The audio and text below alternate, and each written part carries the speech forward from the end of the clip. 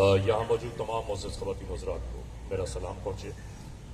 معزز خواتین و حضرات، آج جو ٹریبیوٹ ہو رہا ہے اس سے بیشتر بھی arts council of Pakistan, Ahmad Shah صاحب،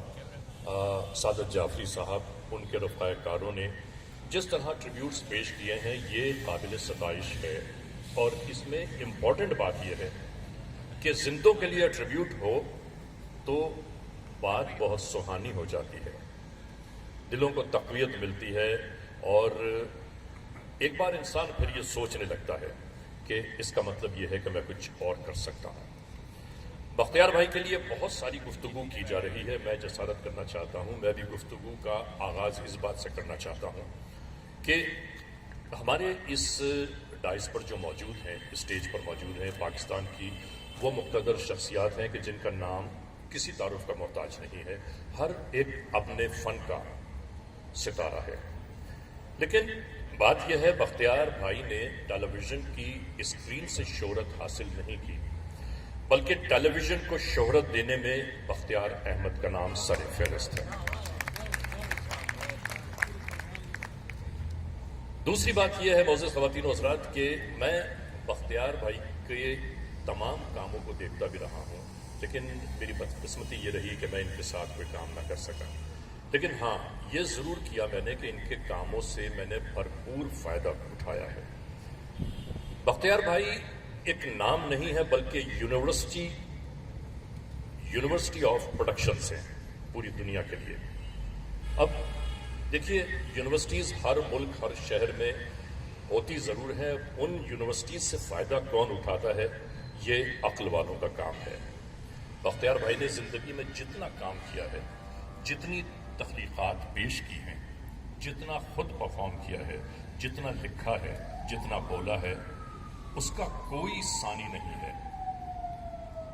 اور دوسری بات یہ ہے کہ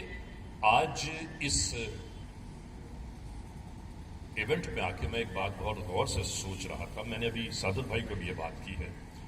کہ یار ایسا لگتا ہے مجھے کہ جیسے ہمارا معاشرہ علم، ادب، ثقافت، فنون لطیفہ سے دور جاتا جا رہا ہے۔ دیکھیے، اگر سوچنے کی بات ہے تو یہ بھی ہے کہ بہت عرصہ ہوا کسی بہت اچھے شاعر کی کتاب منظر عام پر نہیں آئی، کسی اچھے رائٹر کی بک منظر عام پر نہیں آئی۔ اس کی وجہ یہ ہے کہ ہم ان معاملات سے دوچار ہو گئے کہ جن معاملات کو آج سے پہلے کے لوگ سوچا نہیں کرتے تھے۔ محبتیں تھیں، چاہتیں تھیں، اخوت تھی، اور آج نفسا نفسی کا عالم ہے، اور اس نفسا نفسی کے عالم میں اگر اتنے لوگ بھی جمع ہو گئے تو میرا خیال بہت ہے۔ ہاں، اگر یہ ہوتا کہ یہاں پر کوئی شاید ناچ گانے کا پروگرام ہوتا تو یہاں لوگوں کے لیے کھڑے ہونے کی جگہیں کم ہوتی۔ بختیار بھائی، لیکن ایک بات آپ ضرور یاد رکھیے، اللہ نے آپ کو بڑا بنایا ہے، اللہ نے آپ کو عزت آبرو عطا کی ہے، اللہ نے آپ کو فن عطا کیا ہے، اور اللہ نے آج آپ کو وہ وقت عطا کیا ہے کہ آپ اس کرسی پر بیٹھے۔ اللہ تعالیٰ آپ کی عزت میں اور اضافہ فرمائے، آپ کی حرمت میں اور اضافہ فرمائے، آپ کے فن میں اور اضافہ فرمائے۔ ناظرین، بس آخری جملہ آج کا میں یہ کہنا چاہتا ہوں کہ بختیار احمد وہ نام ہے کہ ان کے ساتھ جس شخص نے کام کیا وہ ٹیلی ویژن کا درخشاں ستارہ بن گیا۔ بہت شکریہ۔